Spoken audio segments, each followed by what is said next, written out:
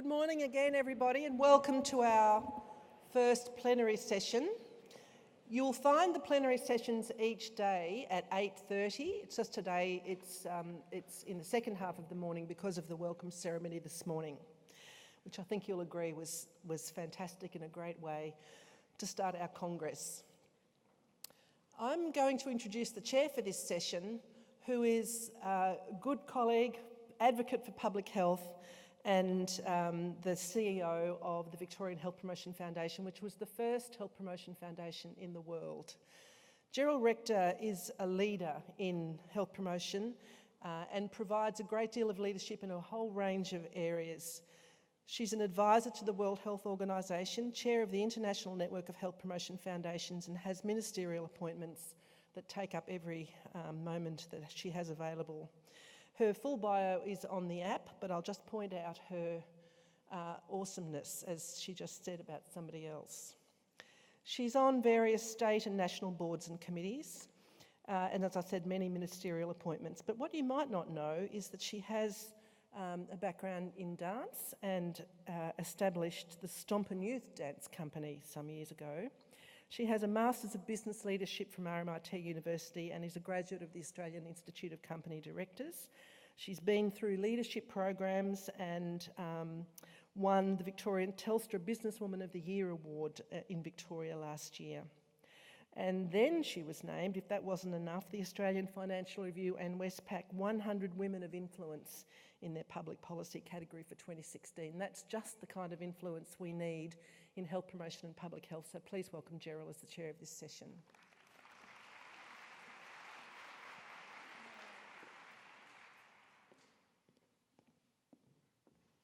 Thanks very much, Helen.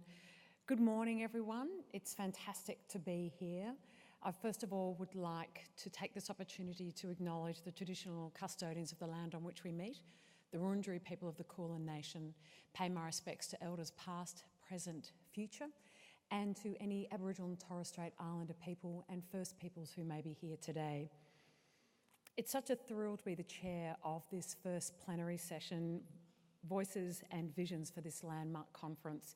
And I do want to give a shout out to Helen and Michael, who have just been absolutely fantastic in putting this together, and the excitement is absolutely building from this morning into these important keynotes that we're about to hear now. So this plenary session is being live streamed to a room full of people at Adelaide, at the Adelaide University's new Health and Science building. So big wave everybody, Adelaide. Shout out to Adelaide. Thank you. Worldwide, we're seeing the impact ill health, unhealthy lifestyles and health inequalities are having on global populations. And there are some enormous challenges facing public health in 2017. As we know, obesity is on the rise and it's at an all-time high. Rates of non-communicable disease continue to rise, and the gap between those with an abundance of wealth and those with less continues to widen. In Australia, this fact is starkly obvious, with the top 20% of households receiving half the nation's income, while the bottom 20% earned just 4% in 2016. And as we know globally, the gap is even wider. But where there's a challenge, there's always an opportunity waiting to be seized, and we're better to seize that in the public health sector and our ability to come together and face these immense challenges head on. The resolve was no better demonstrated, as Helen mentioned, in 1987 with the establishment of VicHealth as the world's first health promotion foundation. So faced with the challenge of rising smoking rates in Victoria, a handful of visionaries worked tirelessly to bring the major political parties in Victoria together to fight a common enemy, tobacco. So finally, late in November in 1987, after months of sleepless nights and lobbying and unprecedented cross-political collaboration, VicHealth was established with all-party support from the State Parliament of Victoria under the Tobacco Act in 1987. So originally tasked with the mission of buying out tobacco sponsorship in sports and the arts, over 30 years VicHealth has morphed into a global pioneer in health promotion, cultivating a vital network of key partners who together lead the way in so many areas of health promotion. And key to this success has always been using robust evidence and research at the core of our activities. As Helen mentioned, we are honoured to be a public health champion for the 15th World Congress on Public Health. And conferences like this perfectly represent what Vic Health believes in: collaboration, innovation, partnership.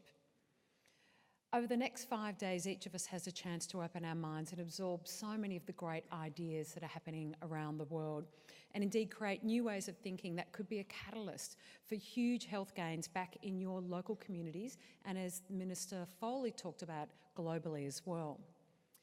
So you can see the UN Sustainable Development Goals to my right on the stage here that are framing our discussions over the next 5 days. And Vic Health is a designated World Health Organisation collaborating centre for health promotion leadership, is keen to share our knowledge, as well as take on board the incredible wealth and knowledge and experience that all of you have here, as we discover new ways to achieve these goals.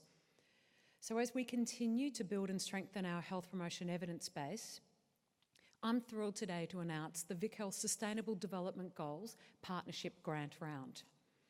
This is a new grant round, and we are calling for applications from across the world to build collaborative research partnerships with the potential to address the impact of global megatrends on 3 UN Sustainable Development Goals targets.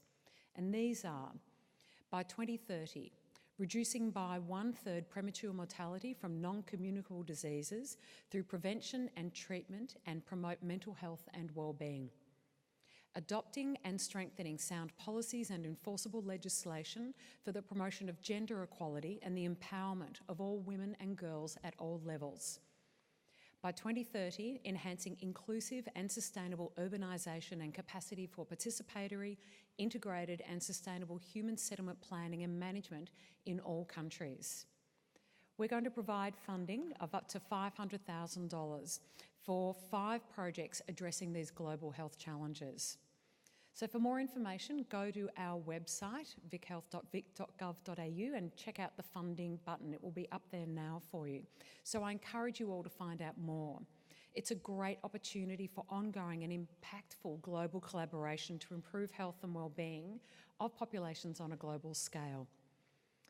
So we're in for 5 days of incredible presentations and discussions, but just as important are the relationships and the conversations that we have outside the plenary halls in the breakout rooms. Some of the most insightful conversations I've had at conferences like this take place over a coffee or exploring the city streets at the conference with old and new colleagues. So with this in mind, and also getting in the spirit of getting everyone here to walk the talk of health promotion, Vic Health has created the Melbourne Health History Walks app. It's available now on Google Play and Apple App Stores now.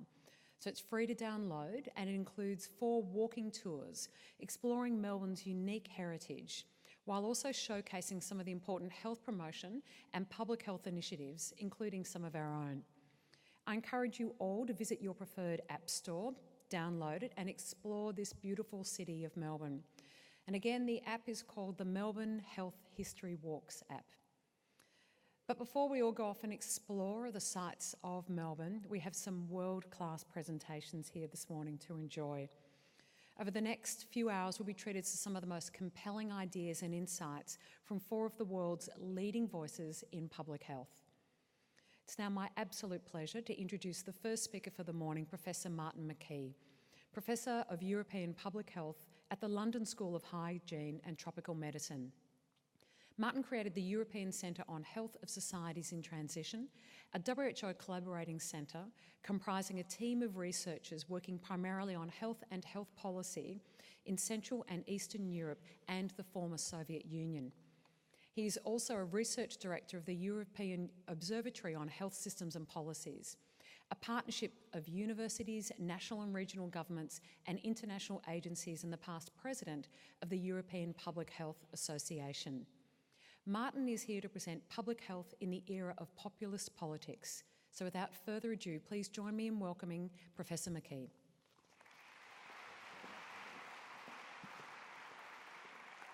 Thank you. I too would like to acknowledge the traditional owners of the land in which we meet, the Kulin Nations, and in a spirit of reconciliation pay my respects to their elders past, present and future. We, as representatives of the worldwide public health community, come together in Melbourne at the strangest of times. Much of what we've taken for granted for the past few decades is no longer certain. The greatest changes have been in Europe and North America, but the consequences could affect everyone, wherever they live. And they're especially worrisome for those of us who believe in internationalism, who believe in fairness, in mutual respect, and in the rule of law. We who have spent our lives trying to make the world, all of the world, a better place.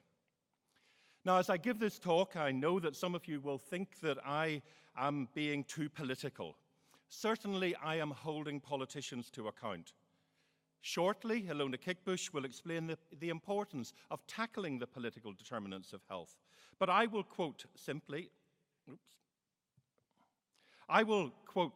quote, as she will, from one of the heroes of public health, Rudolf Virchow, who realized the importance of politics in protecting health 150 years ago. Let me start with the continent in which I live, in Europe. You'll all be aware of how in the past few years we have faced enormous challenges.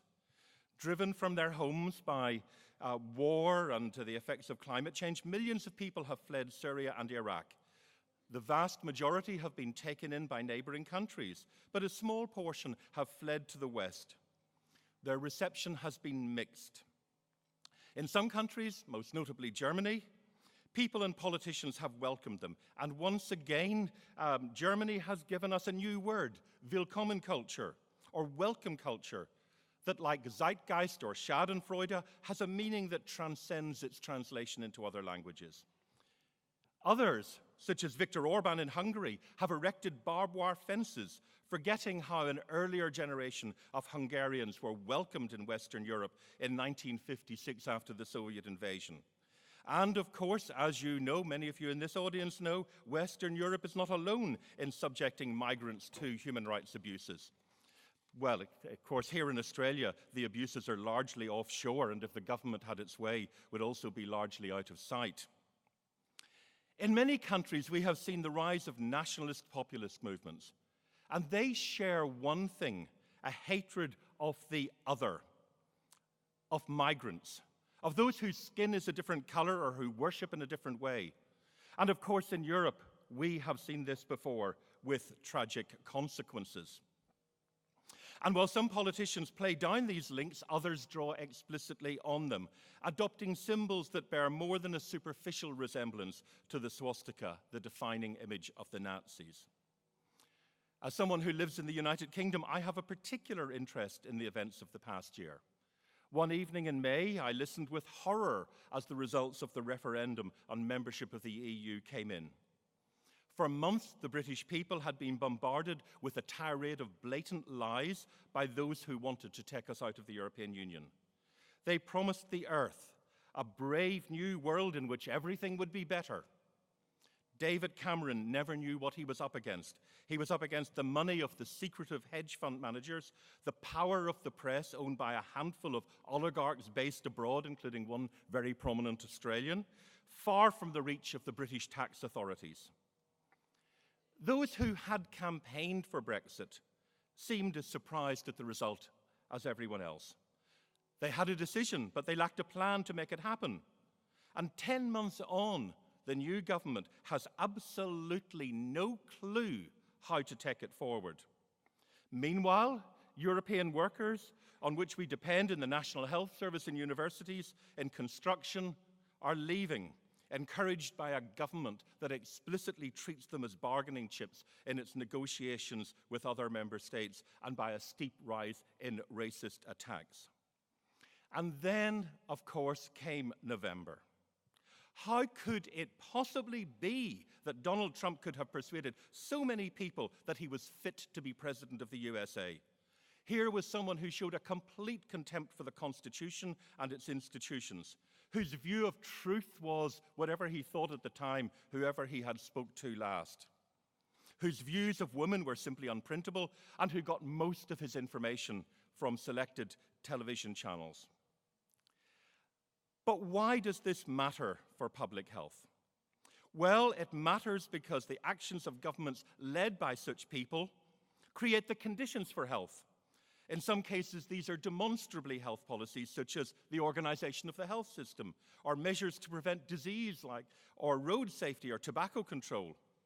But others lie outside the health sector in education or transport or housing or taxation or trade or defense.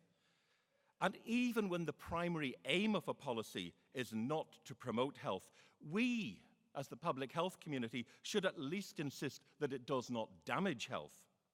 And this means that we need some way to hold governments to account. But the problem, as we all know, is that these politicians hate being held to account. In the United Kingdom, Theresa May has completed what is essentially a coup against the elected parliament, persuading them to give up their rights to scrutinise her policies on Brexit. The referendum, she argues, gave her a mandate to lead, and I quote, a revolution in how Britain works. And this is one in which any checks and balances, whether by Parliament or the courts, are portrayed as ignoring the will of the people, something that she alone claims the right to interpret. She even threatens to pull the UK out of the European Convention on Human Rights, a document that was largely drafted by British lawyers in response to the horrors of the Second World War. And incredibly, she has popular support for this, framing human rights as something that only benefits the others, the migrants, all the people that we are encouraged to hate.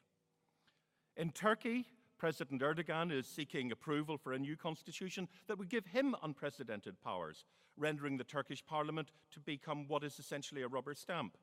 In Hungary and in Poland, governments have implemented changes to constitutional courts, again removing checks on their powers. But there is some good news. The recent Dutch election showed that the tide may be reversing, and the same is true in Germany, where support for the extremist Alternative for Deutschland seems to be waning. Everywhere across Europe, people are recoiling in horror from what they see in Washington. And many of us, if you will forgive me for commenting, were pleased to see the routing of the One Nation Party in Western Australia in the recent elections. In all of these developments, one term has gained currency, and that is the enemies of the people. We have seen how President Trump has used this term in his sustained attacks against some of the leading and the most authoritative media outlets, including, as he describes it, the failing New York Times. He portrays them, as well as the federal courts that have refused to uphold his unconstitutional executive orders, as part of the liberal elite conspiring against the will of the people. And the same term has been used in the United Kingdom. A tabloid newspaper used it to describe 3 High Court judges who ruled that the British government was required to seek parliamentary approval to leave the European Union. But what do the words enemy of the people really mean? Well, this term first came into widespread use during the French Revolution, when it was used to describe those who criticized the Reign of Terror. And Robespierre claimed that the revolution owed nothing to the enemies of the people, but death. Many of those he was describing as enemies would ultimately fall victim to the terror. Many of us in the public health community are, however, more familiar with its next incarnation, and this placed health center stage, quite literally. In his 1882 play, Henrik Ibsen describes how Dr. Stockman, the municipal doctor in a small town, has discovered that the public baths are contaminated and people are falling ill. This has major implications as they bring much-needed revenue to the town. He must choose whether to remain silent or to speak out and alienate the vast majority of townspeople. He speaks out, and in the final scene, he is evicted from his home, the home whose windows have just been smashed by the crowds. But he sticks to his principles, declaring that the strongest man is he who stands alone. In marked contrast,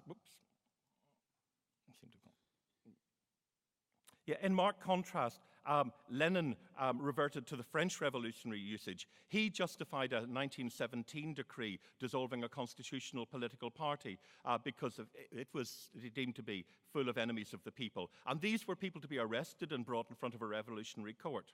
Under Stalin, just being identified as a member of this group now extended to include enemies of the workers or enemies of the proletariat. was enough to allow you to be sent into exile or executed. And of course, in Germany, the term was taken up by Joseph Goebbels when he described the Jews as a sworn enemy of the German people. So for all of these reasons, I think that anyone who uses the words enemies of the people should understand their full historical significance.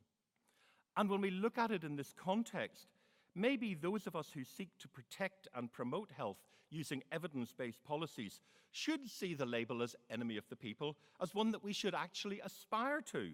We should see it as a sign that we are following in the noble tradition of Dr. Stockman. We should also reflect on the many advocates for public health that have spoken truth to power, challenging vested interests. Many of these people would not see themselves as part of our public health community.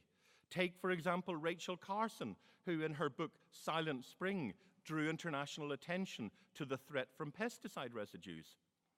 Others are clearly part of the public health community, and here I include those who have courageously exposed the unethical and often illegal activities of the tobacco industry. And as I'm here in Australia, I cannot avoid paying tribute to the courage of my two good friends, Simon Chapman and Mike Daub, who have done more than anything else and inspired people across the world. But others, and especially those with their roots in medicine, have also included committed public health professionals. For example, the International Physicians for the Prevention of Nuclear War, who won the Nobel Peace Prize in 1985. All of these people and organizations recognize their duty to speak truth to power. Those with epidemiological skills can make the invisible visible, drawing connections that can reveal otherwise unseen patterns of disease, describing hidden inequalities within society, and giving a voice to those who are marginalized or oppressed. But they must realize that the climate prevailing in many countries today will place them firmly within the category of enemies of the people.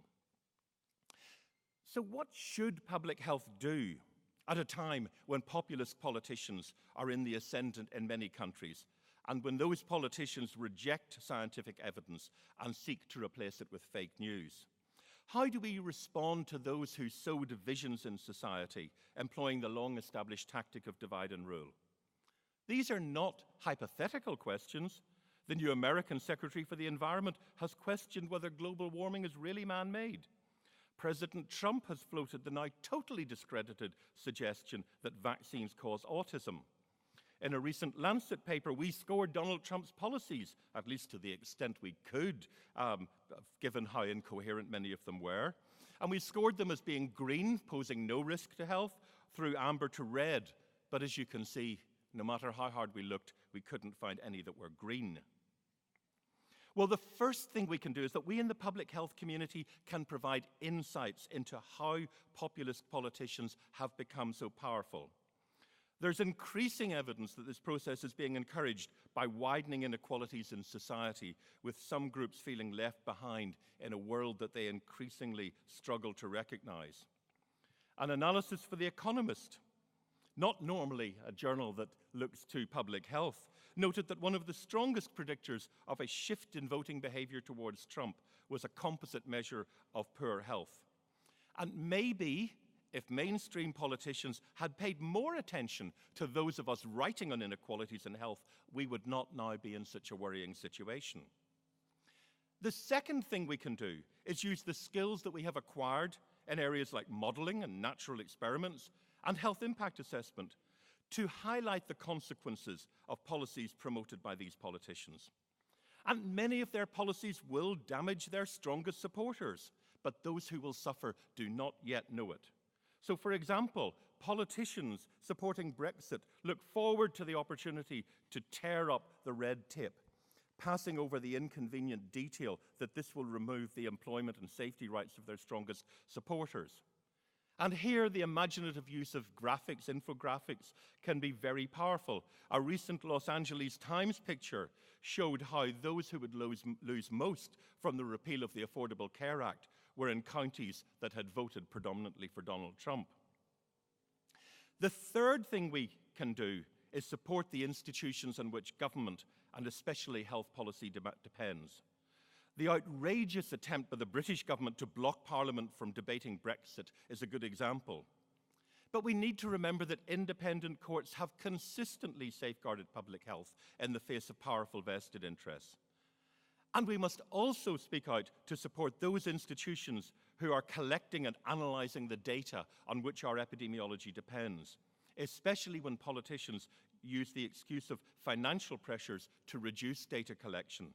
Remember how the previous Canadian government under Stephen Harper abolished the long-form element of the census. Most recently, we have seen the Trump administration attack the highly respected Congressional Budget Office following its publication of a report showing that an estimated 24 million Americans would lose coverage under the Republicans' health reform plan. And in Britain, Conservative politicians have attacked the Independent Electoral Commission following revelations that the party failed to declare spending in the last election, revelations that could see some members of Parliament go to jail. Fourth, public health should reclaim the narrative. Populist politicians succeed where they achieve ownership over language. Every problem is blamed on the other, typically ethnic or religious minorities. In the United Kingdom, supporters of Brexit recast the very visible problems facing the National Health Service as being due to high levels of use by migrants. But in fact, the service depends on migrants working in it for it to function. Another area where we in public health need to take particular care is in the use of the word terrorist, which in the United States and in some other countries is being redefined to include only perpetrators who are Muslims and explicitly to exclude the terrorists who are white supremacists. And when such attacks occur, we must remember that those advocating repressive measures will seek to exploit them. And sometimes that is where the public health community become drawn in because of our role in emergency planning. So those of us who are involved in emergency planning must demand that any measures that are taken are evidence-based and proportionate. We must always question the evidence and never provide cover for human rights abuses. Fifth, we can support fact-checking organizations, offering our expertise to analyze claims by politicians and other commentators. And we should write, sorry, I think I've gone too far on that one. Yeah, and we should write letters, blogs, comments every time we see lies being told that damage public health. We in the public health community have vast experience in revealing how vested interests, especially in the tobacco industry, but now joined by the alcohol and soft drinks industries, use seemingly independent front groups to disseminate their messages. And we can use the same approaches to expose the force behind those groups that are promoting hatred and division. But finally, we must never forget the lessons of history. Physicians played a prominent role in many of the most appalling actions of the Third Reich, not just in the notorious experiments by people like Joseph Mengele, but in many other ways. Many physicians provided the intellectual underpinning for eugenic and racist politics, and estimates suggest that perhaps 2/3 of German physicians were affiliated in some way to the Nazi Party and related institutions.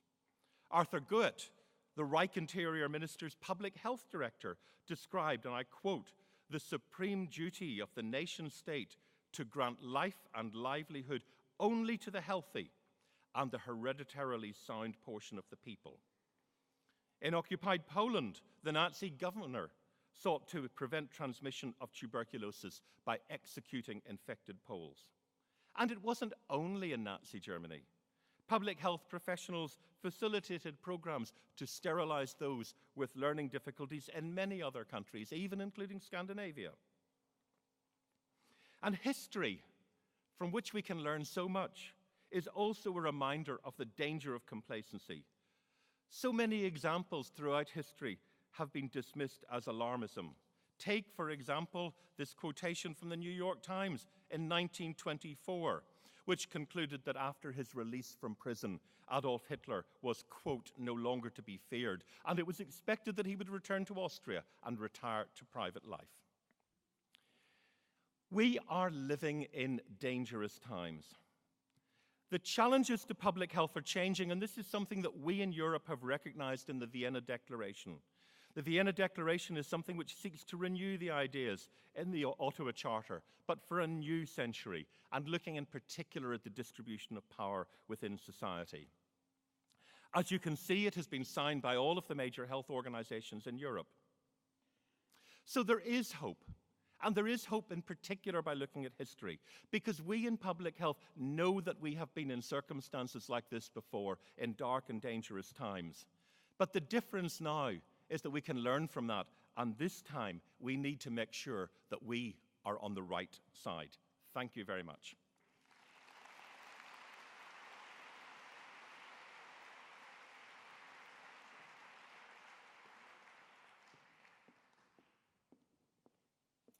Martin said he'd be thought-provoking, and I think certainly he was. A fantastic keynote. Thank you so much, Martin. I'd now like to introduce Professor Sharon Frill, Director at the School of Regulation and Global Governance at the Australian National University. Professor Frill is also Director of the Menzies Centre for Health Policy ANU and is a Fellow of the Academy of Social Sciences Australia, an ANU Public Policy Fellow and an Australia Council of Social Services Policy Advisor. Join me in welcoming Sharon to the stage as she delivers her presentation, A Time for Hope, Pursuing a Vision of a Fair, Sustainable and Healthy World. Please welcome Professor Frill.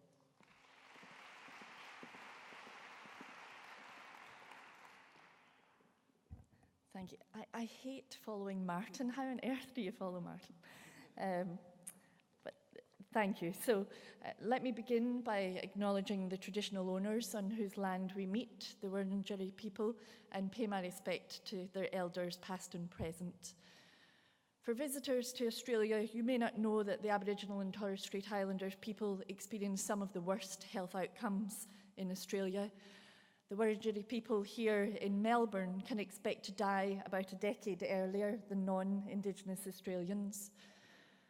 Oops, I don't know if I can work out how to do this. Yeah.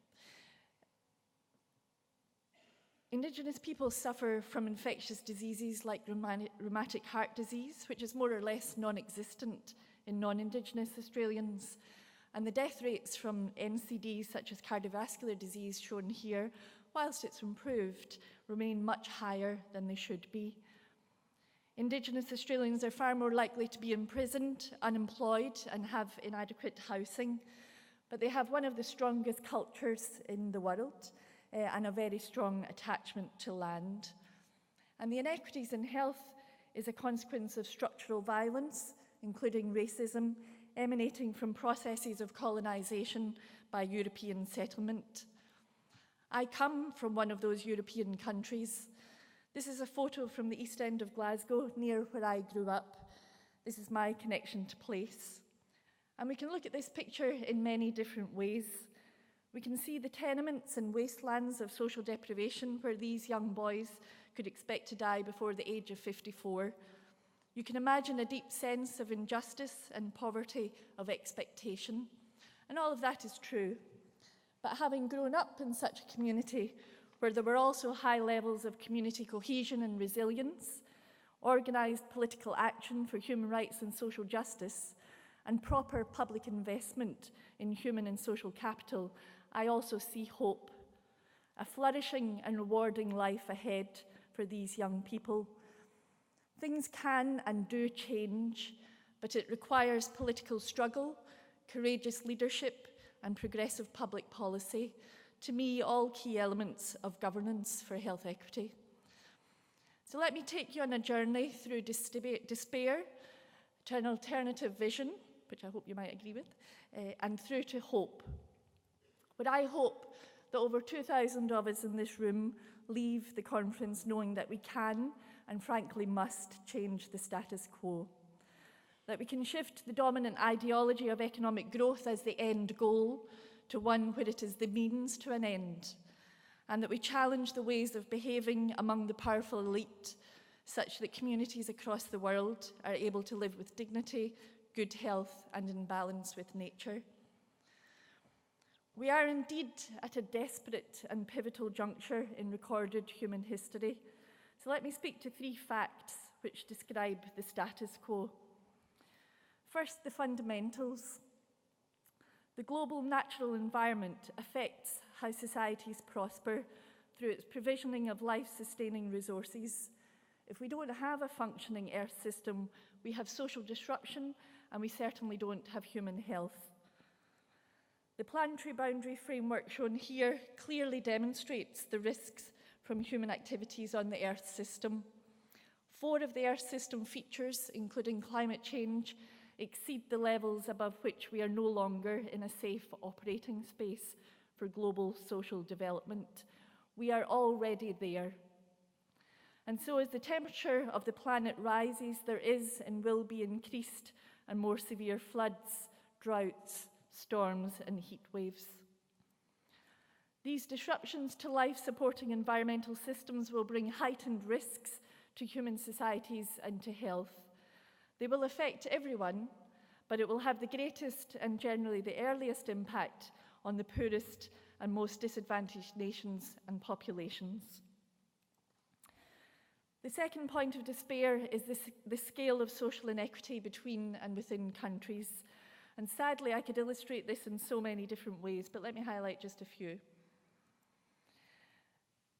The celebration of free markets and economic growth has certainly not delivered its promise of lifting all boats. This analysis from the Harvard Business Review makes very clear that the working class and the lower middle classes in high-income countries gained very little.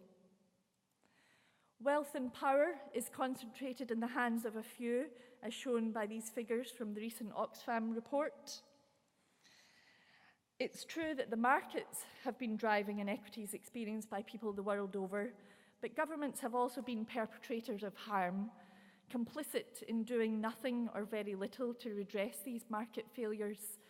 Where is the courageous political leadership and good public policy?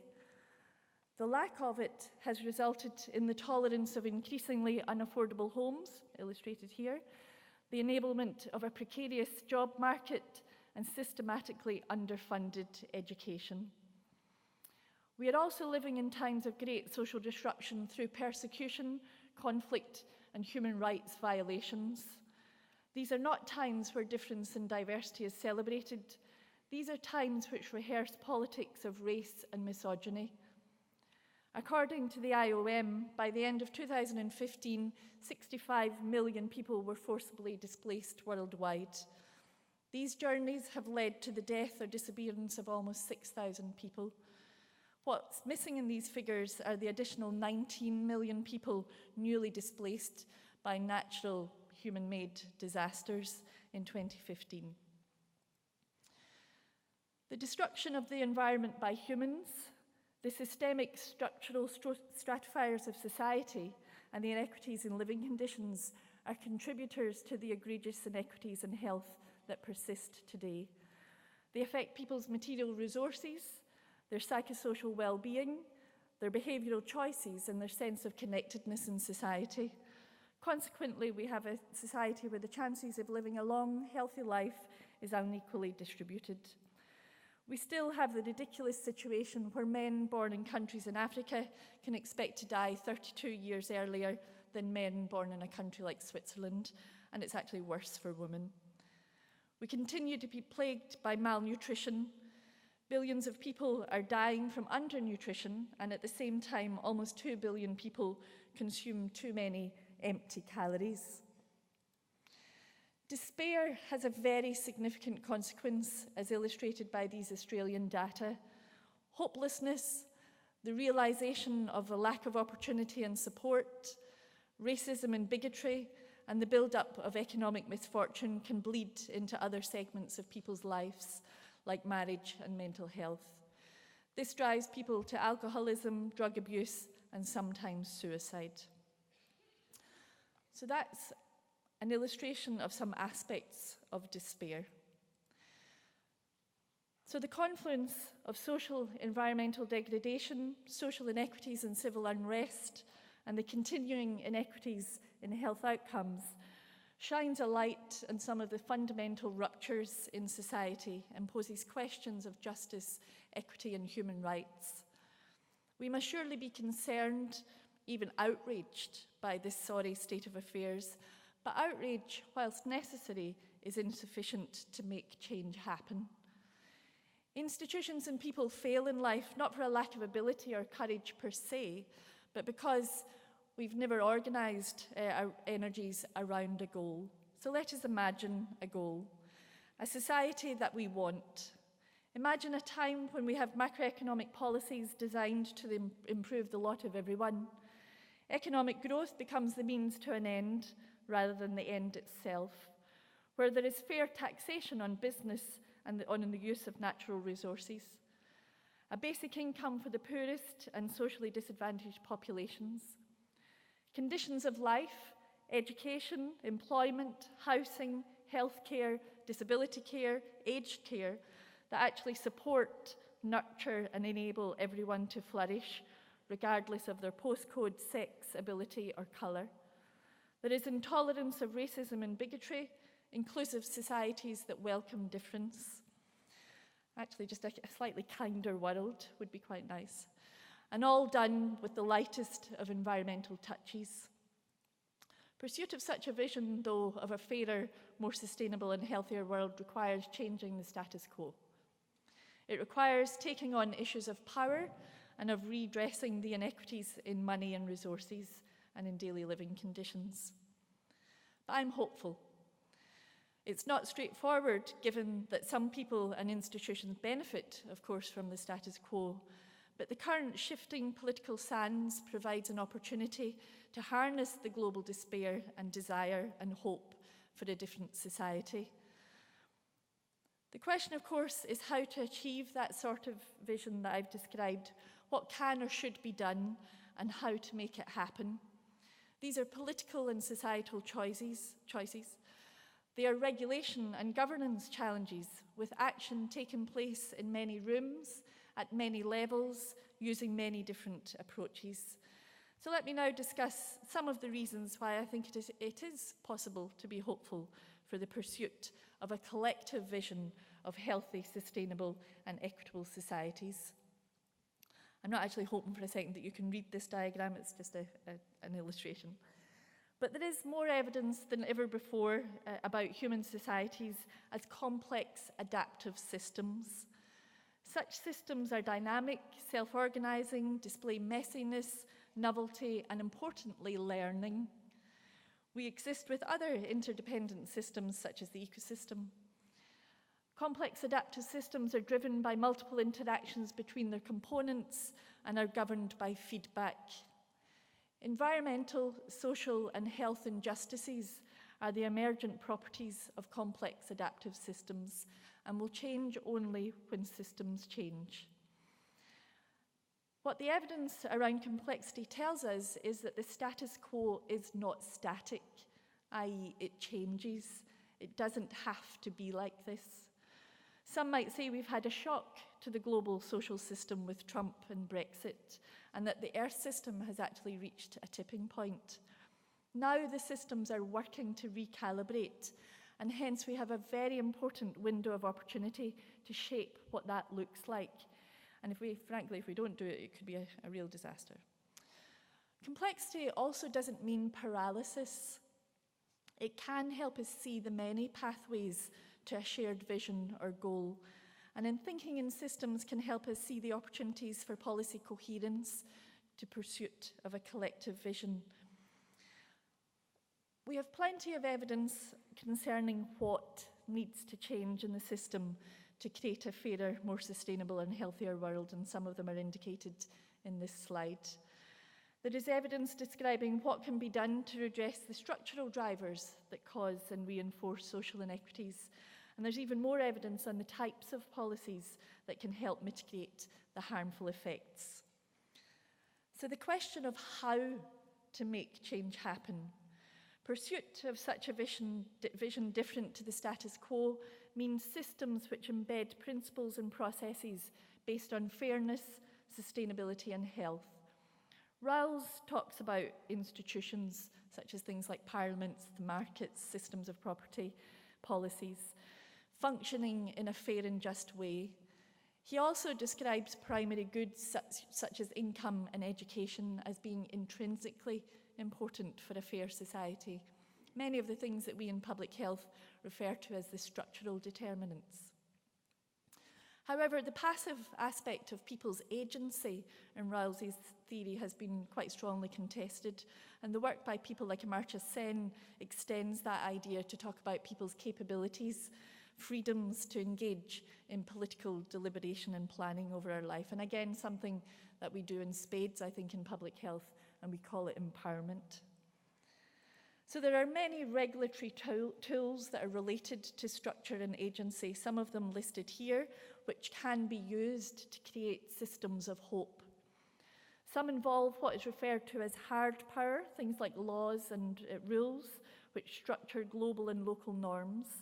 Other regulatory tools are softer in nature, and depending on how these regulatory tools are designed and implemented, can be good or bad for health. So that moves us into the question of governance. Who is influencing what and how? Clearly, the complexity of the issues points to the many different actors involved: governments, politicians, private industry, public interest organisations, and citizens, each trying to pursue their own interests and goals, using many different venues and processes to do so. So let's have a little look at hard forms of regulatory power, and I've listed here just a few examples of some global treaties, and reimagine what they could do if oriented towards the public good. So this natural experiment analysis of Vietnam entering into the multilateral trading system demonstrates the harm to health from global treaties. The resulting investment in Vietnam by transnational corporations brought more junk food into the country, making it more readily available, affordable, and desirable for consumption. In effect, exporting ill health from rich companies to poor communities. Developments in recent trade agreements are concerning. There is increased industry involvement in policy making and even more promotion of unhealthy products. This, of course, isn't good for global health equity or indeed for the environment, since these will drive us to consume more and more, completely counter to the whole idea of doing things with the lightest of environmental touches. Hard forms of regulatory power, though, can be used for public good, but they must be done well. When the Australian government introduced laws that required the plain packaging of cigarettes, it was in the interest of public health.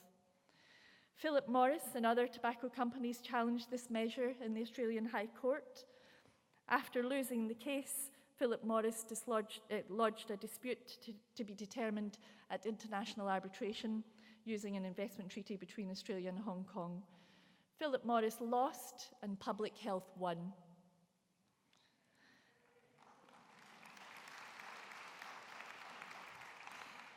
This empowerment of the public sector snowballed into negotiations of the Trans-Pacific Partnership Agreement.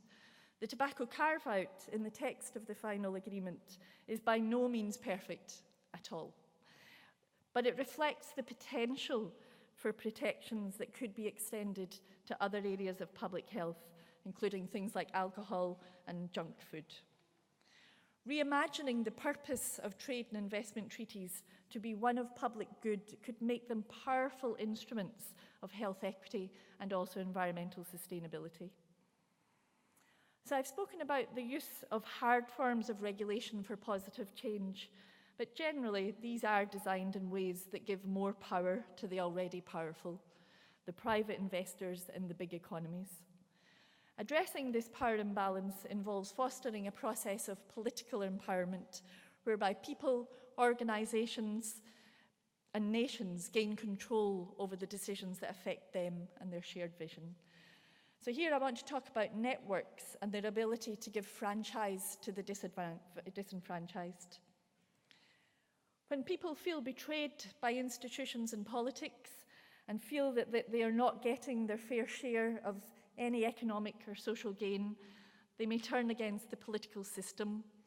And of course, the rise of the right-wing parties in liberal democracies, Brexit and the election of Trump speaks to the disillusionment of citizens and the loss of trust in the neoliberal vision. But people do not give up hope. The rise of their political consciousness gives expression outside of traditional arrangements in subcultures and countercultures. In the US, a rebellion may already be brewing. For example, after the US election, by the 17th of December, more than 10,000 positive post-it notes have been left on a wall in a New York City subway. But 10,000 people writing messages could actually just be 10,000 upset individuals. Harnessing political consciousness around a shared vision is vitally important and can lead to transformative change. People like Martin Luther King and Nelson Mandela showed how a clear collective vision and collective hope can lead to emancipation. Organised civil society, such as the Access to Medicines campaign, the People's Health Movement, Via Campesina, and climate change alliances, have enabled improvements to health in the environment through mobilisation of communities, advocacy, and monitoring of institutions. These movements have been effective because of their harnessing of political consciousness, because of a collective vision, and because of their organised strategies and tactics. So, for example, the 350.org was founded with the goal of uniting climate activists into a movement. If you think back into the early 2000s, climate change was really a discussion among the fringe green groups. And although significant change is questionable and incredibly slow, it is now at least on the national and global agendas, political and policy agendas. Networks of hope don't just exist among civil society or popular resistance groups. They can also be at the state and institutional levels. Here in the Asia-Pacific region, the Thai National Health Assembly is a very interesting governance mechanism whereby after a year of deliberation at the local levels, around 1,500 people from civil society, NGOs, industry and government gather in Bangkok to debate and discuss policy resolutions for action. Whilst it's by no means perfect, this is one of the few examples globally of deliberative democracy in policy making. If you look at this map of the intersectoral players who influence global nutrition, arguably much of the power lies up in the top left-hand corner with the red colour actors, the big transnational power corporations. But I do look at that map and see an opportunity to recalibrate that power through the networks of the UN agencies, of NGOs, of governments, and others. The importance of the political declaration of a decade of nutrition by the Secretary-General of the UN cannot be underestimated. The resolution agreed to by all members of the UN is a collective vision which will be pursued across the UN system and via all of the networks shown here. The UN Standing Committee on Nutrition is currently tasked to work out how to improve policy coherence across that messy system and building on the abilities of these actors, building agency to rebalance power towards the public good. So I've described hard power, which can be good or bad, and I've described networks of actors which use collective agency to recalibrate power differentials. These can come together to create systems for the public good. An example of this comes from history, when soft forms of power were used to get public health protections into hard forms of regulation, a trade agreement. So the Agreement on Trade-Related Aspects of Intellectual Property Rights, TRIPS, was signed in 1994. It mandated 20-year drug patents. However, at the insistence of many low and middle-income countries, a number of flexibilities or health safeguards were built into TRIPS. This meant that countries could bypass the company's patents and manufacture their own in circumstances of public health emergencies. These safeguards were reaffirmed in the 2001 Doha Declaration. So this is a big deal, as it was very much against the wishes and the might of the pharmaceutical companies. There were 4 factors that helped make this public health win come about. There was a watertight technical analysis of the legal and the economic issues in the proposed TRIPS text by academic experts. The advocacy groups used very clever framing strategies, such as the Gore's greed kills. There was a core group of developing countries really well organised around a clear goal and using strategy within the negotiations. And then there was a much wider coalition of countries integrated and supported with NGO networks. Again, it is by no means perfect, but it was a win for public health.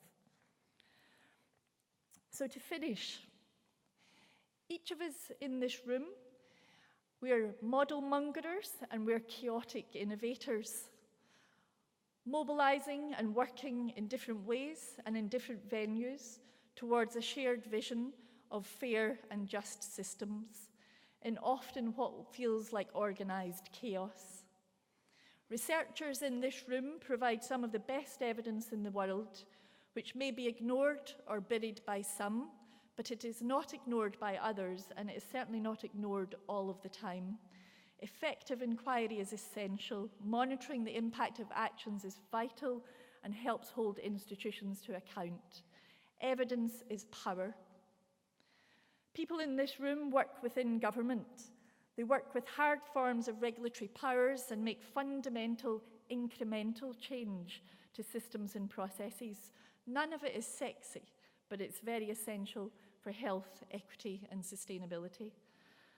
Colleagues in this room are part of coalitions and NGOs, working with like-minded organisations and individuals to rebalance the power of the big corporate end of town. Colleagues in this room are social activists and part of the popular resistance movements, and some of them I know have been beaten and tortured because of their fight for social justice. I am by no means a Pollyanna. We may not win every battle, but let's not make perfection the enemy of good. Things can and do change, but it requires a shared vision, a willingness to use different regulatory and governance approaches, courageous leadership, and frankly, political struggle. Thank you.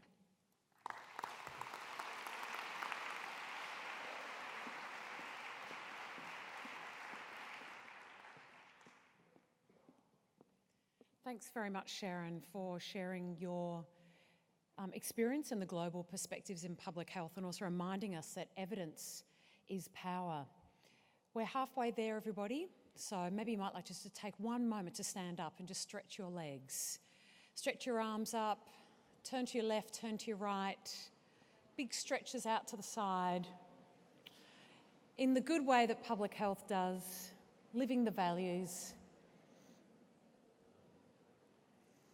And when you're ready, take your seats and I'll introduce you to our next fantastic global speaker.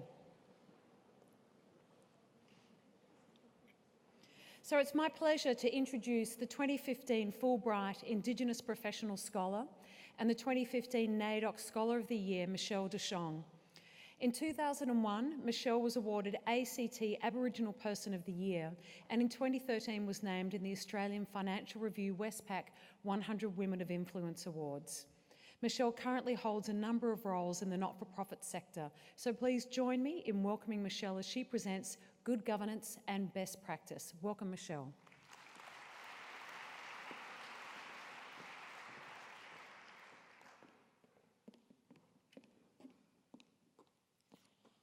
Thank you very much for that introduction.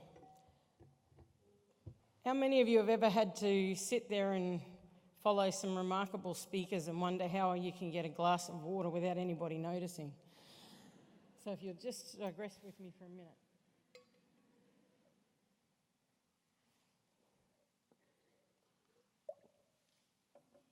So I wanted to firstly, of course, acknowledge the invitation to be here and to speak at such an important event. When I was first asked, it was actually 18 months ago, now how's that for planning? And I thought they got the date wrong. I was like, are you sure you don't mean 2016? But for me, it was a really fortuitous opportunity to speak about something that takes a little bit of a different direction in terms of Aboriginal and Torres Strait Islander issues, and particularly issues of governance. The theme of the conference, of course, is voices, vision, and action. And so one of the things that I wanted to share with you today is, I guess, to change the narrative a little bit from what we often hear about in terms of Aboriginal and Torres Strait Islander statistics, and to think about some of the really powerful things that are happening for Indigenous peoples across this country and across the world. However, before I do so, I want to acknowledge that I come from the Cook-Yalloundji Nation, and as is our custom, I'd like to take the opportunity to recognise the Wurundjeri people of the Kulin Nation, to say thank you for allowing us to be here on your lands, but to also say, as an Indigenous person, how humbled I am that this is a practice we still honour. And what I would like to ask everyone in this room to do now is to turn to the person next to you and introduce yourself and tell us where you are from and where you draw your connection to country and to people. So please do so.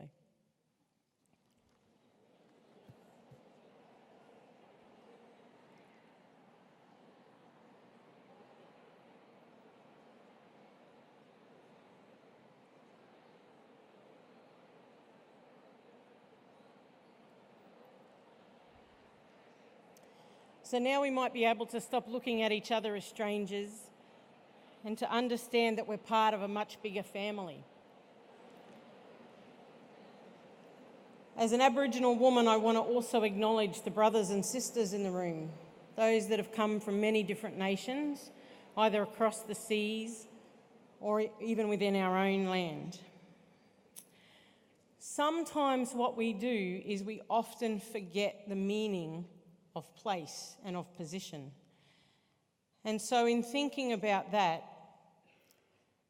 why do we do welcomes to country? Why do we acknowledge this place? And importantly, that this is a process of governance.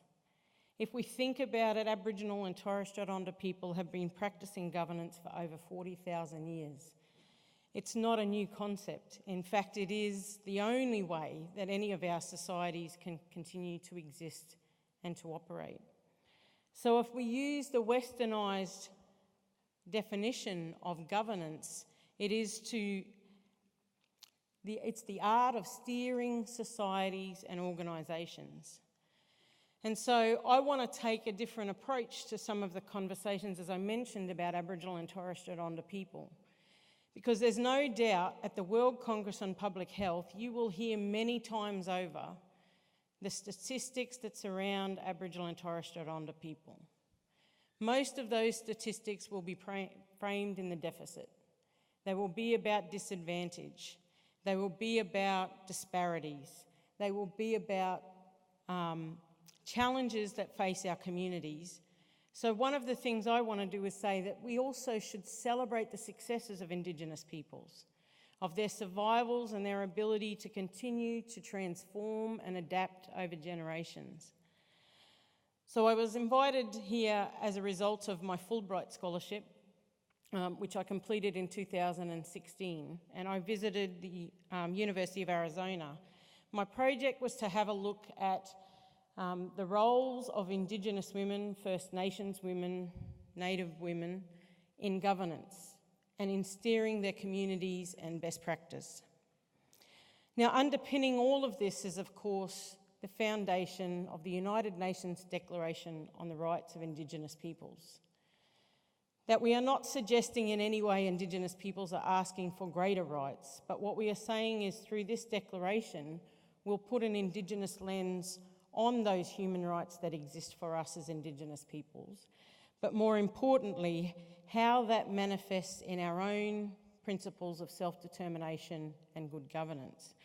Because ultimately the declaration suggests that Indigenous peoples have the right to preserve their culture, language and tradition, but they also have their right to set up their own institutions, to be self-determined and self-governed in ways that we choose to be.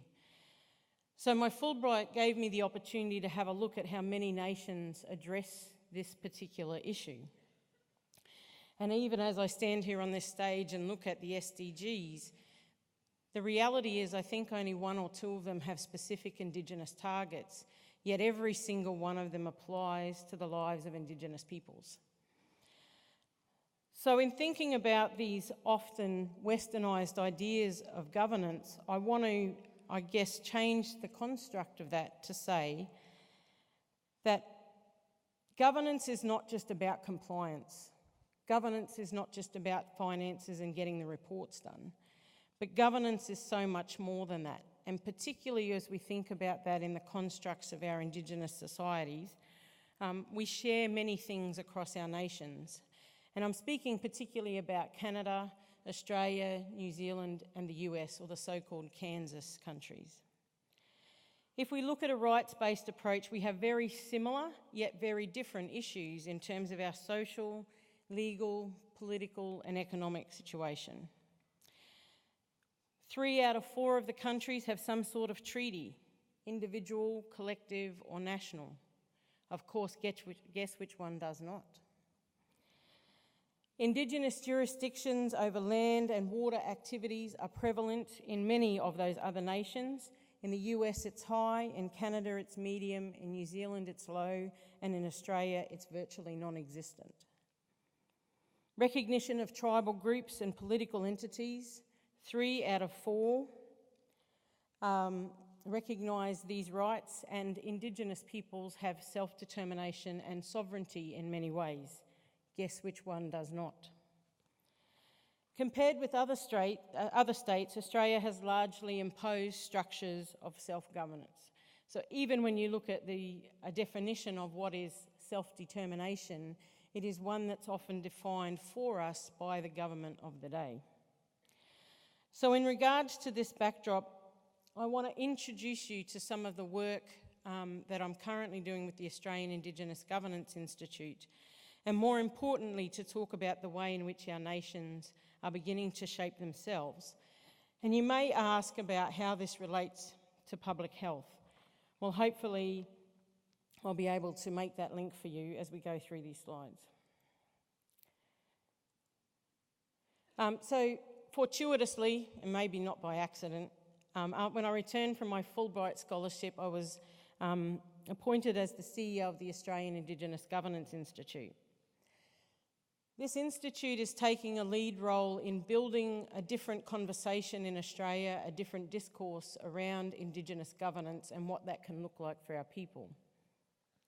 In particular, we're focusing on things like cultural legitimacy and how we build strong relationships with each other as nations. When we exercise self-determination, we become our own governments, that we can negotiate our own arrangements and our own ideals. But of course, as you can see on that slide, Kofi Annan said, good governance is perhaps the single most important factor in eradicating poverty and promoting development. And I think that this is fundamentally important for us to think about in an Australian context, and particularly as we think about issues of health and education and housing and all of those kinds of statistics that we've seen. How much has governance had to become a factor in those issues, and does poor governance actually achieve poor outcomes? So the Indigenous Governance Institute is looking at developing a State of the Nation index on Indigenous corporations and entities that are practicing strong cultural governance.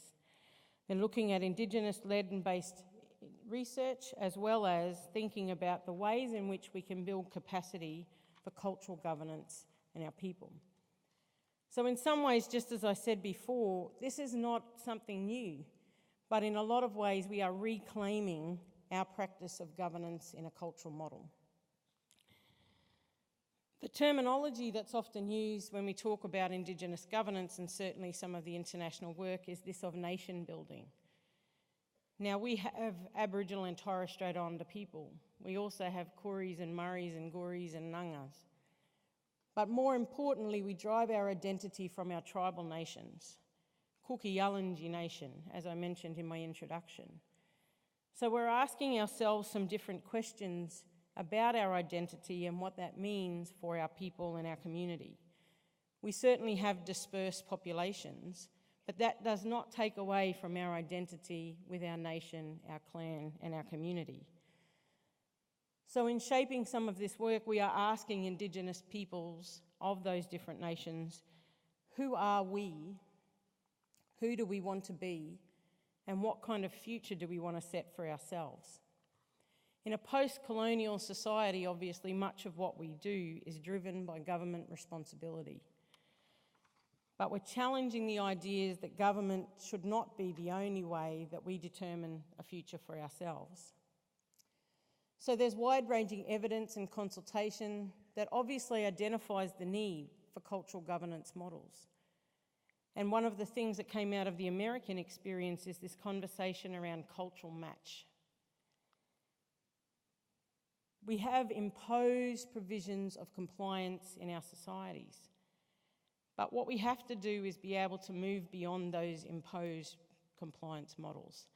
And I mean that in ways that we think about in terms of, most of you from Australia would be familiar with the Office of the Registrar of Indigenous Corporations, that tells us all our corporations have to look this way, all your constitutions have to say the same thing. And yet, what we are doing when we do that is dishonouring culture, dishonouring some of the ways of knowing, being and doing that have been part of our lives for generations. So traditionally we had knowledge holders, we had healers, we had medicine men, we had all of those kind of things that impacted our lives in our traditional ways, and suddenly we've been forced to conform to a way of working that doesn't quite fit with our cultural match. So the demand for this kind of conversation in Australia has never been more prevalent, and I think, as we can see from some of the conservative nature of business at the moment, if we don't do something now, we never will get the chance. So when we think about Indigenous governance and culture, it's bound up in all of these issues, about knowledge, about beliefs, about ideas and values, about our powers and the meanings behind those powers. All of those things are integrated into who we are as Indigenous peoples. These are the things that build our pride and our identity, and the stuff that continues to sustain us from now into the future. So in moving forward in this conversation around nation building and good governance, we want to have a conversation around moving from self-government to self-governance. Now, self-government is purely the situation that we find ourselves in now, where government provide us funding to provide the services that should be provided by government. We become service providers. So when we put a different lens on that conversation, we think about self-governance and say, what does this look like for our nation? What are the important elements of culture that we need to revisit and to reutilise in the way that we work with each other? We actually have to appreciate that culture evolves and we need to do things differently, but in doing so, continue to honour some of those fundamental principles that have sustained us over many generations. So it's a needs-based approach. And especially in Australia, I think we are lagging behind in our ability to govern ourselves, to govern our organisations, and to govern our service provisions. So we think about words like self-management, self-administration in nation building, and how that might actually shape a different future for our young people as well. Imagine the ability for us to not have to rely so much on government funding to be able to address the health and well-being of our people, of our nations. One of the things that the Indigenous Governance Institute has done over many years has assisted Reconciliation Australia in running the Indigenous Governance Awards. And so I wanted to share with you a few insights about those awards, particularly from 2014. The Indigenous Governance Awards have been a way of addressing and identifying those community organisations and sectors that are doing well in terms of cultural governance, that are thinking outside the box in terms of what we know to be compliance models, and more about innovation, effectiveness, cultural efficiencies, and self-determination. So I wanted to draw on 3 particular case studies to share with you all as part of this presentation. And all of these organisations have given permission to use this as part of an analysis of how we move forward in a cultural governance conversation. The first one is Mana Wantakura. That took me a long time and I had to break it down. Mana being woman, Wanta meaning many women, and Kura meaning mob. Mana Wantakura is an organisation in Fitzroy Crossing and has been a really important leader of change in the community in that region for many years. Some of you may also be familiar with the director of that organisation, June Oscar, who's played a huge role in shaping the work of this Women's Centre. The governance model of this centre is a really interesting one because the other thing that I mentioned was having a look at gender and how does gender become an important concept in a cultural construct of governance. And again, honouring culture, we think about matrilineal societies. Our westernised models of culture suggest that men are always at the forefront, but if we honour some of that matrilineal understanding, women are the change makers, women are the decision makers, and women should be at the forefront of all of the kinds of work that are required in terms of governance and decision making. So it's not by accident I happen to pick this one. But the Women's Resource Centre, of course, is one that is in a remote part of Australia and faces many difficult challenges, but it draws its strength in a governance model that says there are 6 local women that represent the 4 main language groups of the region that make up the governance model of this organisation. And fundamentally, it is underpinned by a deep and profound understanding and practice of culture, of Indigenous history. And we talk about ways of knowing, being and doing, and in every part of their organisation we can see how this operates.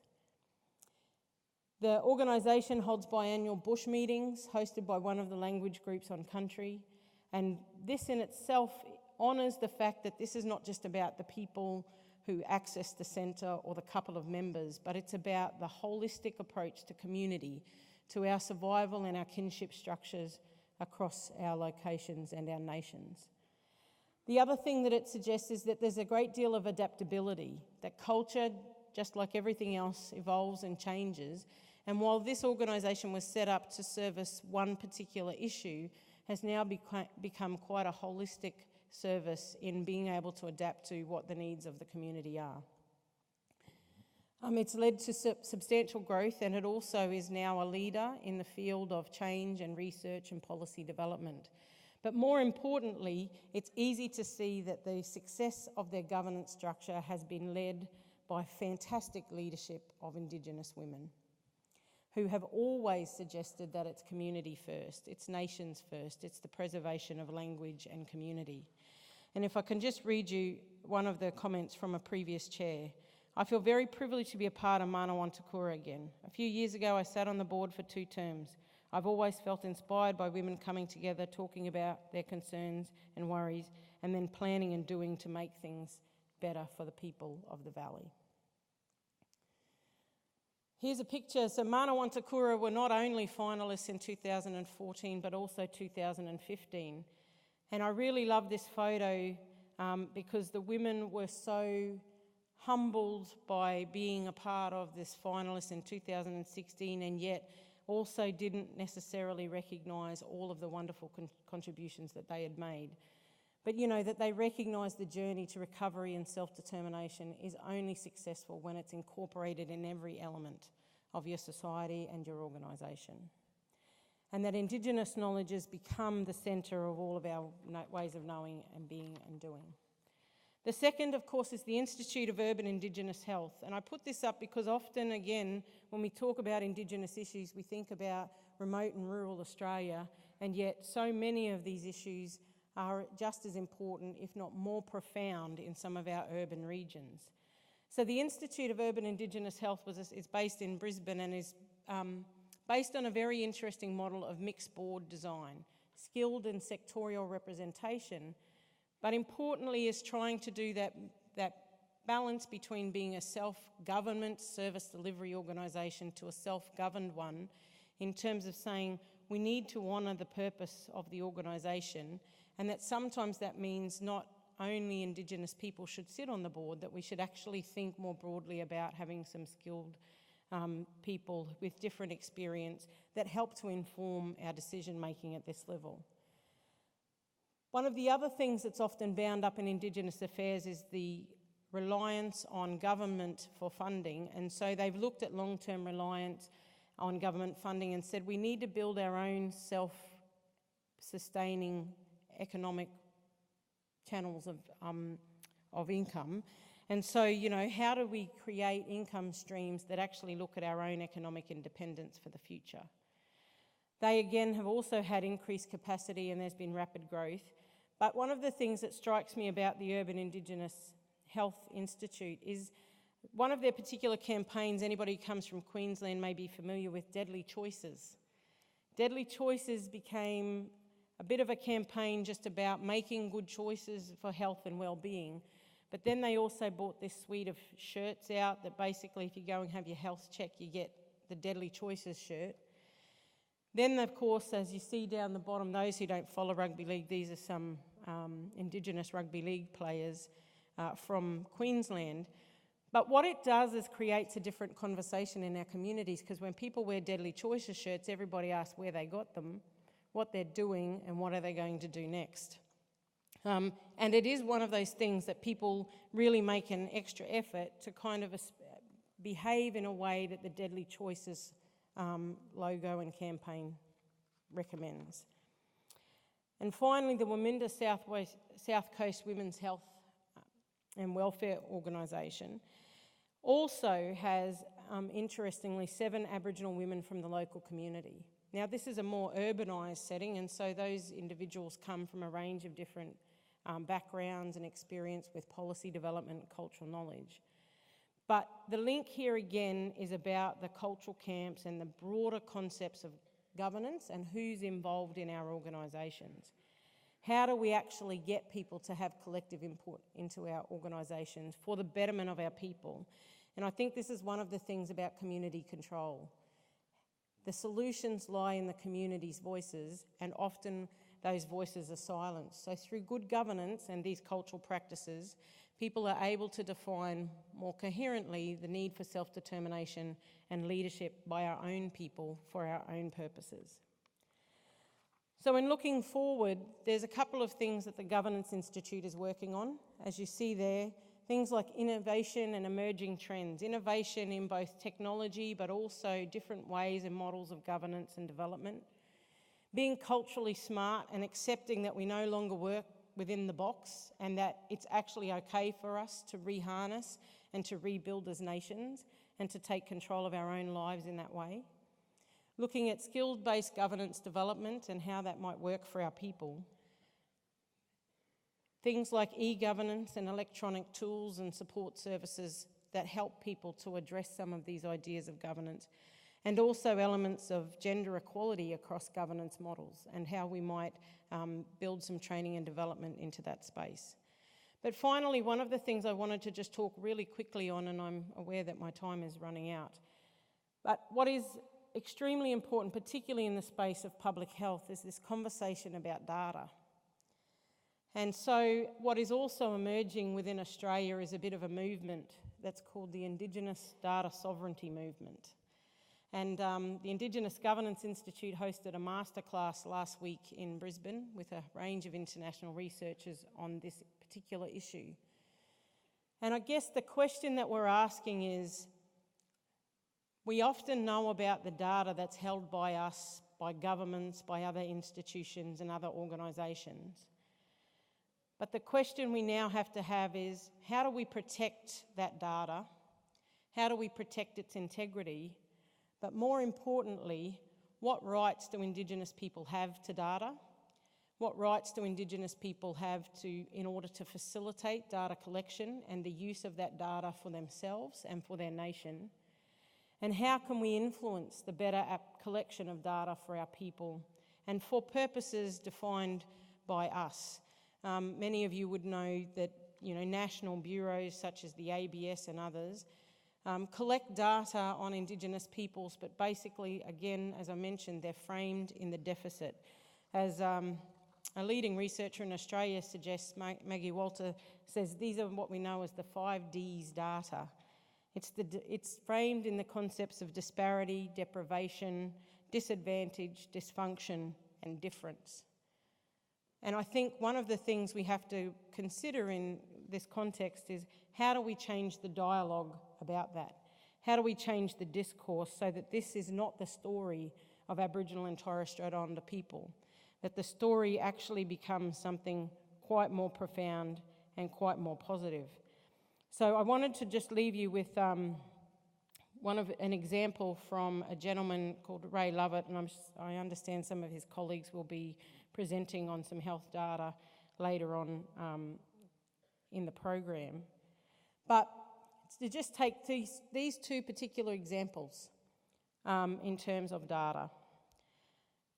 Now, there's a longitudinal study on Indigenous children currently being conducted. And if you take the blameworthy aggregate deficit position, the data will tell you that 23% of Aboriginal and Torres Strait Islander children in the longitudinal study are at high risk of emotional behavioural difficulties, leading to poor mental health. If you change the lens by which you look at that data and you put a more profound and positive spin on it, that conversation looks like this. 77% of Aboriginal and Torres Strait Islander children in the longitudinal study on Indigenous children are at low risk of emotional behaviours and difficulties, and this can be equated to resilience. And I think that is one of the most profound things that we can think about in terms of our conversations about Indigenous nations, about Indigenous cultural governance, and also importantly about the way we use data in areas like public health, in education, in housing, and in developing social policy to reframe the narrative to something much more positive. And if you start from that basis, I think you'll see that the way we do governance and utilising some of the models of change and working outside the box will actually help us frame a much more positive and inclusive Australia for all of us. Thank you.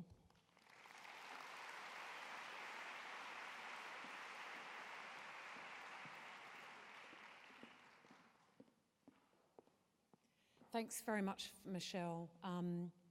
The 5Ds data, certainly something for us to be thinking about when we're talking about Indigenous health and wellbeing, and also sharing with us the vision to move from self-government to self-governance.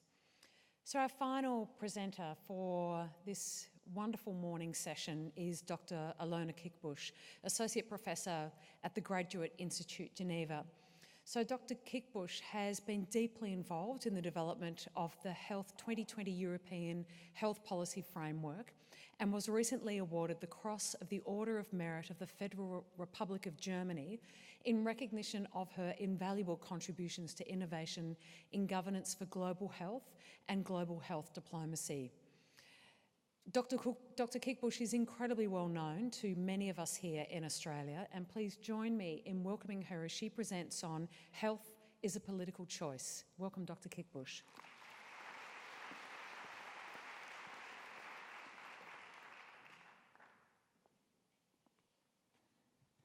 Well, I think it's time to say good afternoon, and I hope you will still have the stamina to live with the presentation that I'm going to share with you, and I hope it can leave you with some additional components. Before I start, I want to say how happy I am that I'm actually speaking after Michelle, because it is very important to recognize the traditional owners of this land and to see how important it is that we continue to pay respect for that, and that we also understand, and this is a little bit part of what I'm hoping to say, that there are very different views of this world, and that innovation around political choices for health is happening at a very global scale, and not only in the Western countries that we frequently discuss. I'm trying to find out how I do this. Yeah. So I'd like to start with a quote from Purdy, who wrote about the Anthropocene, and to say that the only way to build a shared living space deliberately is through politics.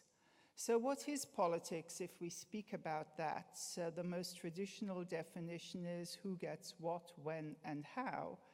But it's also about process, as we just heard, how people use power, how they access power, how people understand power. And to some extent, just like public health is an art and a science, government is an art and a science. And some of it can be analyzed in quite scientific terms through a thing called political science, which some people don't accept as a science. But definitely each definition of politics, and that is so important for us in public health, is value-laden, and those values in turn have an impact on political practice. So when we talk about health as a political choice, we talk about competing values and competing interests. And of course, particularly over the last 20, 30 years, one such value that has been promoted quite excessively has been an overall orientation of macroeconomic policy that has been termed as neoliberalism and has had influence on the many policies that are mentioned here and were referred to earlier, like trade, like austerity politics, like a whole range of investment policies. But there are, of course, others, as each incoming Republican administration, for example, in the United States, as one of its first activities, takes on women's rights and reinstitutes the Mexico City policy. So in this context of the politics, it's very important also to see what are these orientations, interests, and values in relation to citizens. And I might add here, if I speak about citizens, I don't mean a narrow understanding of, just the people of one country, but as people who can engage in politics and contribute to it, people who have rights. And we see one thing that's emerging very interestingly in the discussion around what should government actually be doing is that there is a move away from the notion of the citizen who participates fully in governance and who has the right to do so, to the notion of understanding the citizen as a customer. And to say, as the new Trump administration says, that the state should be run like a business. If you run your state like a business, it means you consider, as Jared Kushner, one of the most influential people in this government, says, it means that you approach your citizen as customers. And this is a very important shift in the way we understand the state, government, and democracy that we must listen to very carefully, because also in public health, very frequently we are told that the choice of the consumer is more important than the choice of the citizen. And there is, of course, a counter-movement, and rather than, approach the state as a business, some others are saying, and I guess many of us in public health are saying, that we are not suffering from too much government as much as from too much business all over the government. And this, of course, we understand in relation to many of the determinants of health. We have, as you know, spoken excessively about many of the determinants here, particularly the social determinants and the many inequities that too many people in this world confront. But particularly over the last couple of years, we have started, and this opening is a tribute to that, to look much more carefully at the political determinants of health, this access to power and resources, and then within that, too much business in government, the commercial determinants of health, and what that means in a global market society. And you just heard one such example from Vietnam and sugared drinks.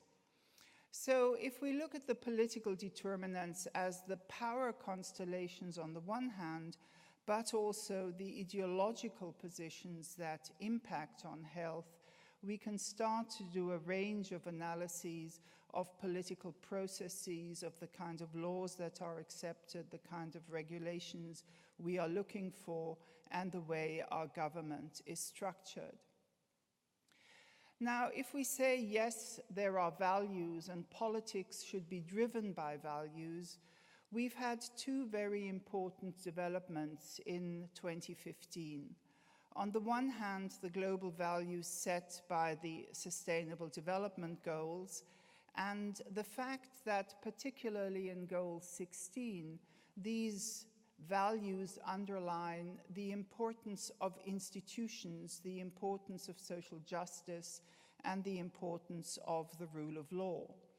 But most importantly also, they reflect global values in the sense that they define what one of my favorite political sociologists calls a new complex moral and political space of responsibility, which is not just national, but is global, is transnational, is cross-border, and which means that, and this particularly applies to the notion of what we consider a citizen in the 21st century, what is proximity, what is reciprocity, what is dignity, justice, and trust. And this is actually a counter-movement to what Martin McKee spoke about of pushing the other to one side, but actually saying we jointly are citizens of this world. So these values also mean that we do politics differently. And this is a challenge to us in public health. We have become very good at analyzing all those things that are not functioning, all the inequities, all the problems. But how do we move governance forward? And again, in the context of the SDGs and our discussion around the insufficiency of measuring progress around the gross national income or around the GDP, there is a notion that we're trying to move towards societies that actually prioritize well-being and that organize the economy around a notion of well-being. And such an economy, such a society, such forms of governance would work to different principles, principles around adaptability, principles around being integrative, and principles most clearly in relation to citizens about being empowering. And this is one such model that has been developed by colleagues in Finland that to me seems very convincing, that is this push for sustainability with really well-being as its goal, but already in a form that no longer do we look at well-being as just something that somehow is governed between humans, but really includes the governance of the natural environment. And that probably is one of the most important differences in our notions of governance in the 21st century. So the Director General of WHO tried to express that in saying, you know, these new challenges we face around the values, the interests, the global, all of those things that are going on, call on us to actually look for very different kind of approaches.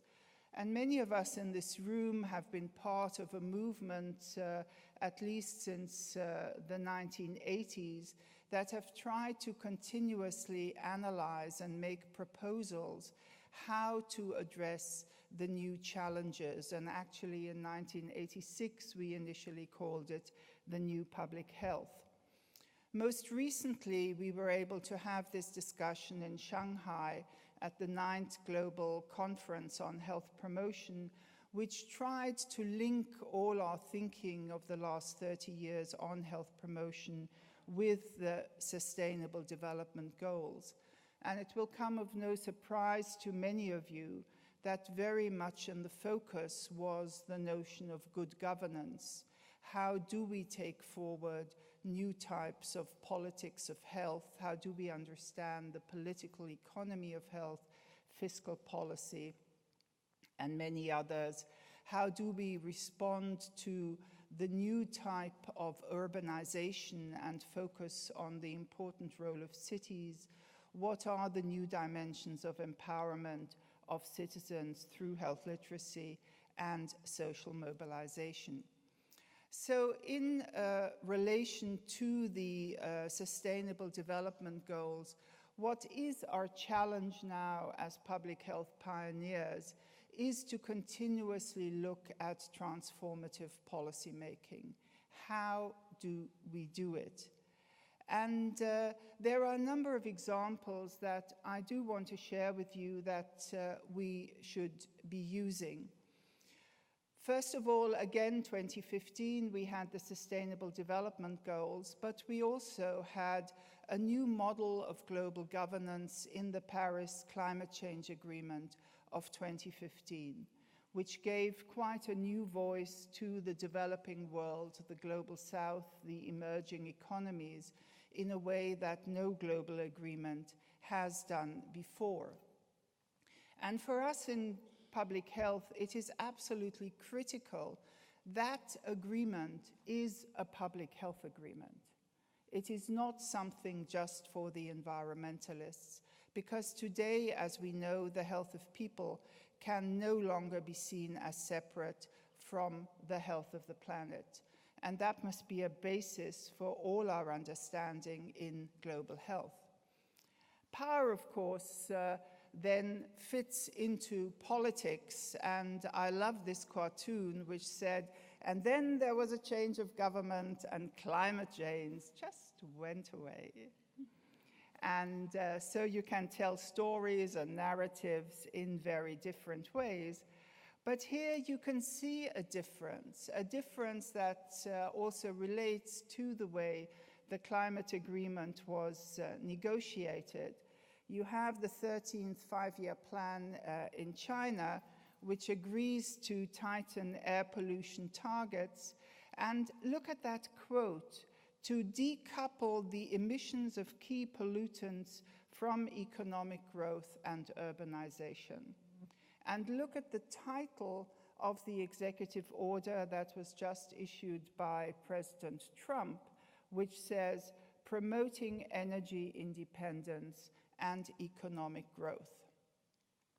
Those are two different notions of how you do politics, how you implement a global treaty, and how you move out of it. So that notion of decoupling, which leads us into a well-being society, is one that is very critical. I think that's just the kind of approach we public health people must apply to the issue of antimicrobial resistance, which is linked to and which is at least as big as climate change, and where we will need a very similar global agreement in order to be able to keep the benefits of antimicrobials in our societies.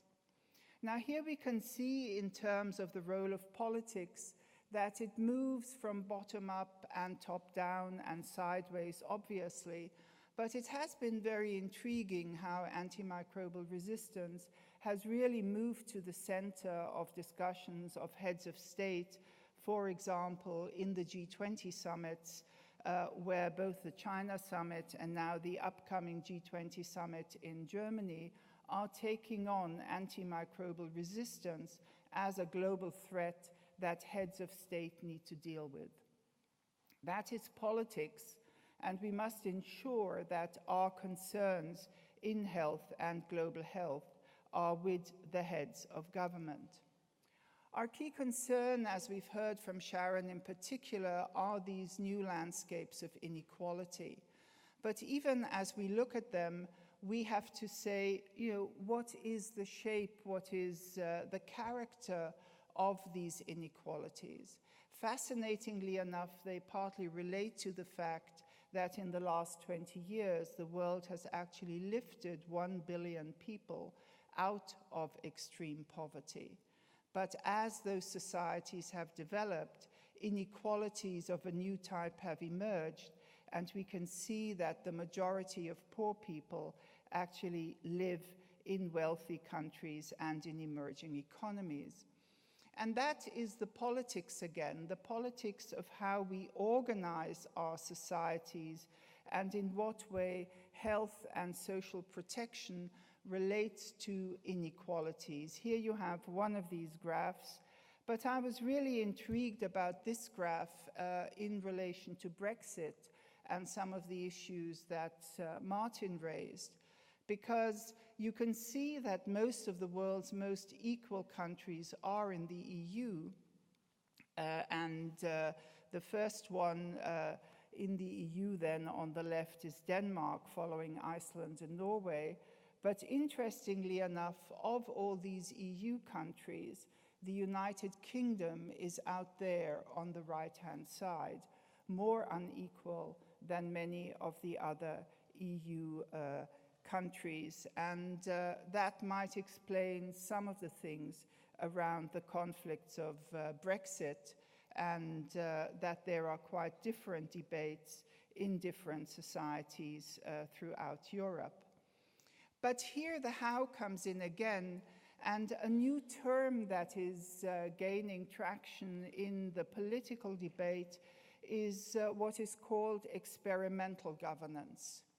It's actually much closer to what policymakers had to do in the 19th and early 20th century, when actually politics had to follow values more because there was less evidence. But now you can see that countries are starting to move into such experimental governance again. And in relation to inequalities, for me, one of the most exciting experiments that is going on is around basic income. And again, Finland, that has been at the forefront of so many social policy innovations, has decided to launch an experiment around universal basic income to see how that trial works out and whether it could lead to a totally new structuring of social protection and of income in that society. There are a couple of other societies that are trying this, but what I find most interesting and what I need to encourage us to do frequently is to look to what extent such policy innovations, such experimental governance, is actually part and parcel of what many of the developing countries and the emerging economies are doing right now. And as we speak, India is having a very, very active discussion around fighting poverty also through a universal basic income. And Prime Minister Modi is exploring how he would introduce that into Indian society. So we must be part of these notions of experimental governance and these new forms of policy making, and they apply to many of the suggestions that we also make in public health.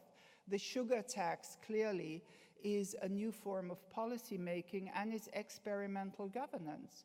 We don't expect all problems of obesity to be resolved by the sugar tax, but we expect a signal in society, we expect some other elements, and I'll come back to that.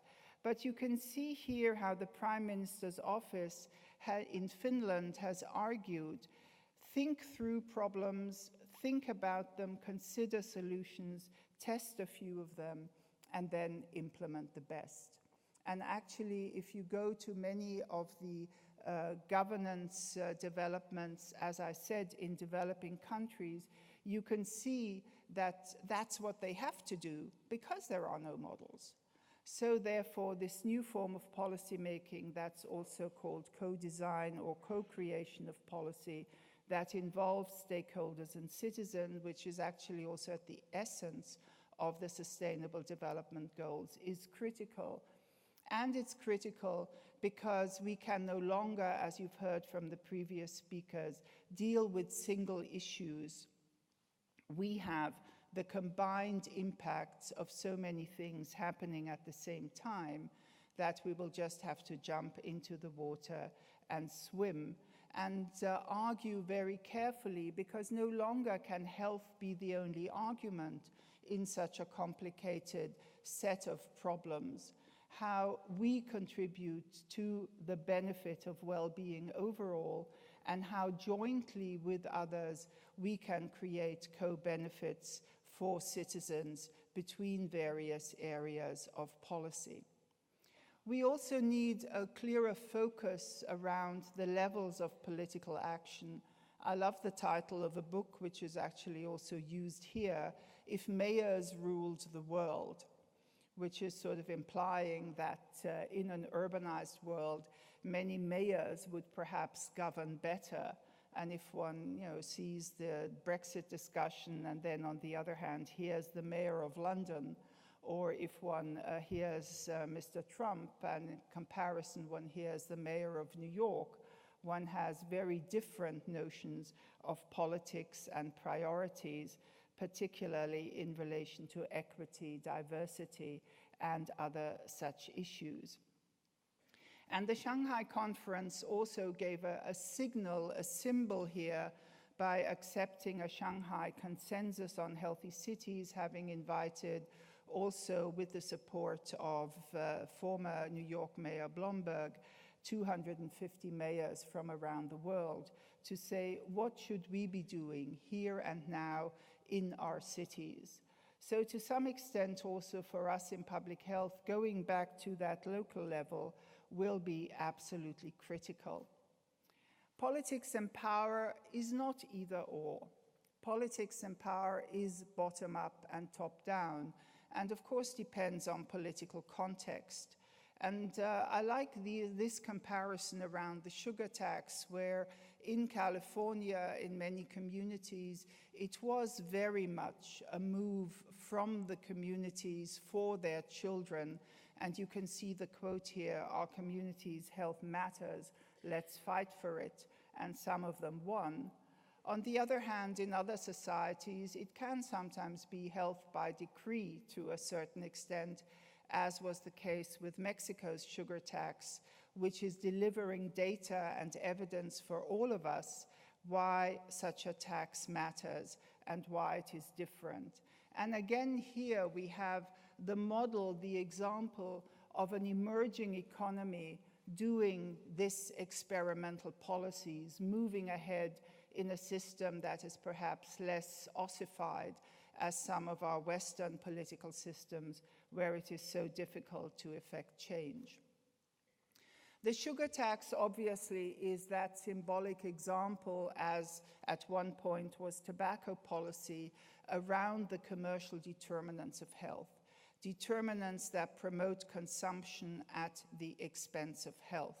Not just unhealthy consumption, because consciously consumption, because we're linking it also to planetary health. This is not just about, those unhealthy products. It's also about consumption as a mode of life and how we must counteract that.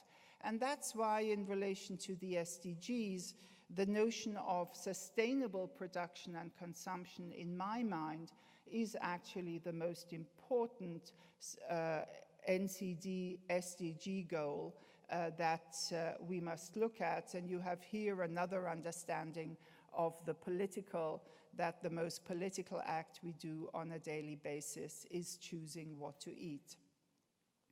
Therefore, the how, again, starting from the sugar tax, increasingly at this point in time in public health, we need to address fiscal policy and fiscal measures, both at the national level and at the international level.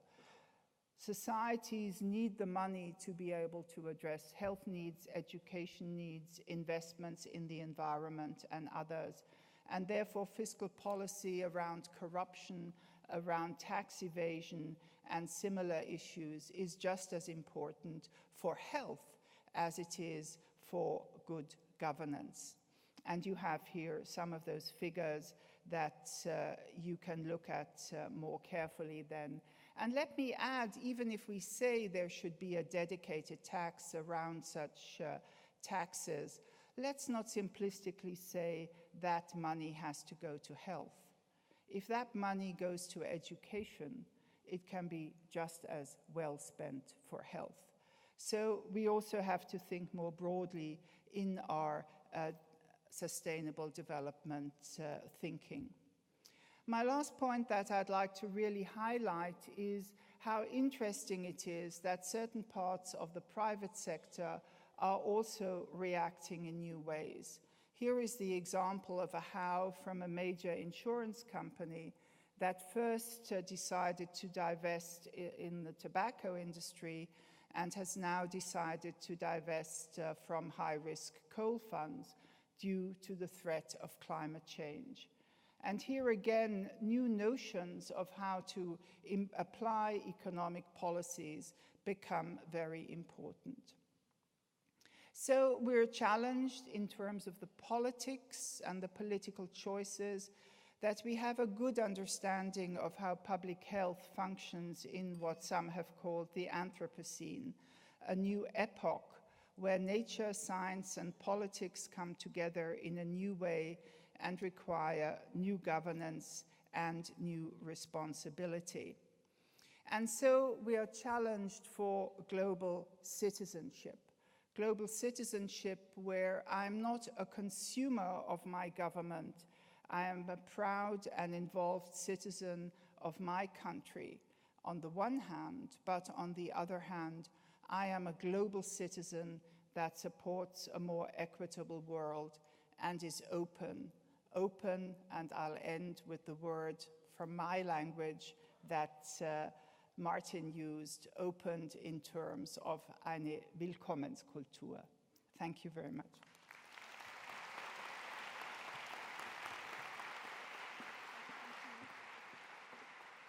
Thanks so much, Ilona. We're a little bit over time, but it's been a fantastic morning and into the afternoon, as I think you would all agree. Now, I have a little message from the conference organisers that apparently we are holding placement 2 on Twitter in Australia, but we're one behind WrestleMania. So people, I'm telling you, please tweet and let's knock WrestleMania off their perch by the end of today. Okay, very important. A reminder to everybody to download the new Vic Health app, the Melbourne Health History Walks app. There's also a Melbourne Conversation at 5 o'clock on Wednesday that's free to all delegates. So make sure you check your program out for that. Please join me in thanking a big shout out to Martin, Sharon, Michelle and Ilona. And enjoy your lunch. Thanks very much.